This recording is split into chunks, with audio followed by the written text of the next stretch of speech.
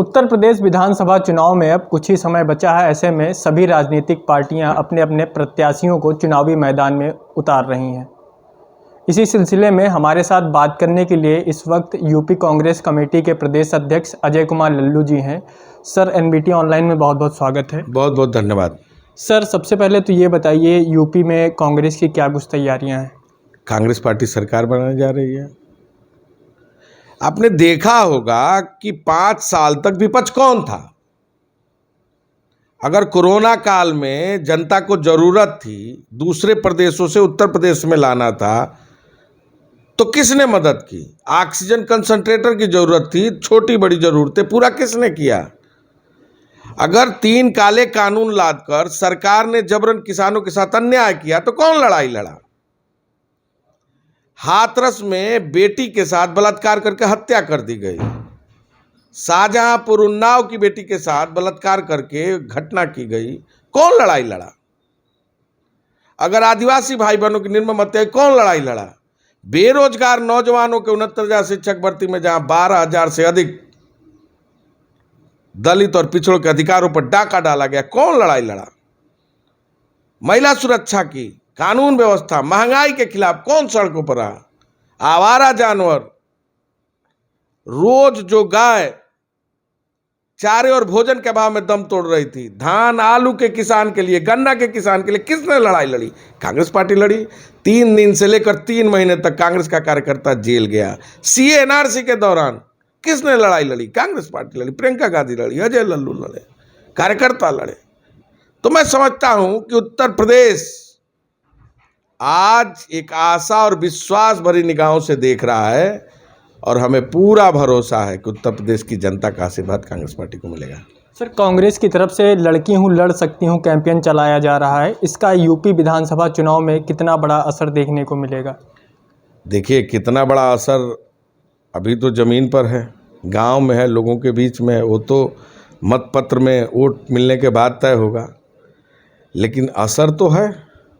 सारी पार्टियां आज महिला खोज रही हैं, देख रहे हैं। सपा भी भाग रही है, भाजपा भी भाग रही है, तो ये असर ही तो है।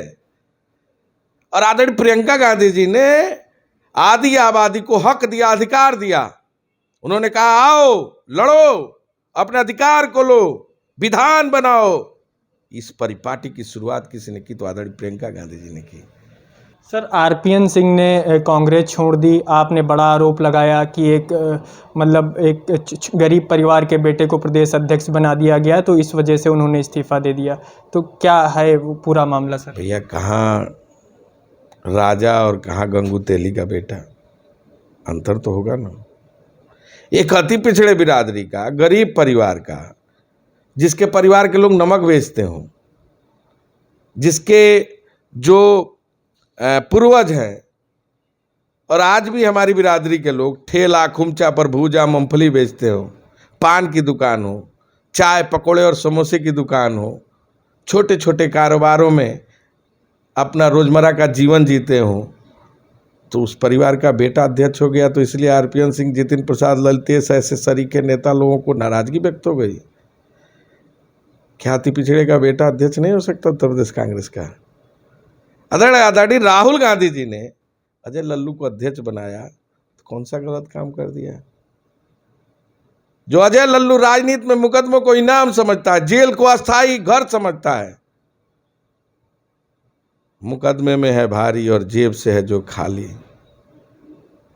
आज आपको चिढ़ है, और मैं समझता हूं कि निश्चित तौर से जिस तरह उत्तर प्रदेश के किसान, नौजवान, गांव गरीब के मुद्दों पर कांग्रेस पार्टी ने संघर्ष किया है, हमें भरोसा है कि उत्तर प्रदेश में कांग्रेस सरकार बनाएगी। सर, एक सवाल और। अनुप्रिया पटेल ने एनबीटी से बातचीत के दौरान कहा कि वर्तमान में यूपी के अंदर कांग्रेस का जनाधार नहीं है, लड़की हूँ लड़ सकती हूँ कैंपेन चला रही हैं, तो वो ज़मीन तलाशने का काम कर रही हैं। इस पर क्या कहेंगे? देखिए, सब लोग अपना ज़मीन तलाशते हैं, और अगर महिलाओं को अधिकार देना गलत है तो अनुप्रिया जी वो बता दें कि क्या लड़की हूँ लड़ सकती हूँ का नारा गलत है कि सही है। वो अपने आप को मानती हैं कि नहीं मानती हैं? स्वावलंबता, आत्मनिर्भर बनाना, उनको विधान बनाने के लिए आमंत्रित करना सही है कि गलत है? तो ये तो उनको बताना पड़ेगा। सर अंतिम सवाल है, क्या आरपीएन सिंह के जाने से किसी भी तरह का नुकसान कांग्रेस में होगा? देखिए, मैं एक छोटा सा कहानी सुनाता हूँ। राजा सांगा और बाबर में युद्ध हुआ, तो बाबर के पास कम फौज थी, राणा सांगा के पास बहुत बड़ी फौज थी। तो राणा सांगा ने जब अपनी पूरी सेना लेके चला तो बाबर की सेना में खलबलाहट मच गई। तो बाबर की सेना कहने लगी कि भाई ये तो बहुत बड़ी सेना लेके आ रहा है, अब तो हम लोग मर जाएंगे, अब हमको यहाँ से भागना चाहिए। तो बाबर ने कहा 5 मिनट समय दो, और फिर आया और बाबर ने कहा था ये जिंदगी मौत की अमानत है, मशहूर और कामयाब होना हमारी अमानत है, तो इसे पहले मौत आए और ले ले उसकी अमानत, चलो चल कर ले ले हम अपनी अमानत।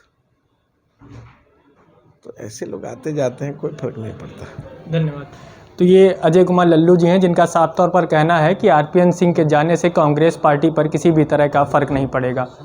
लखनऊ से एनबीटी ऑनलाइन के लिए संदीप तिवारी।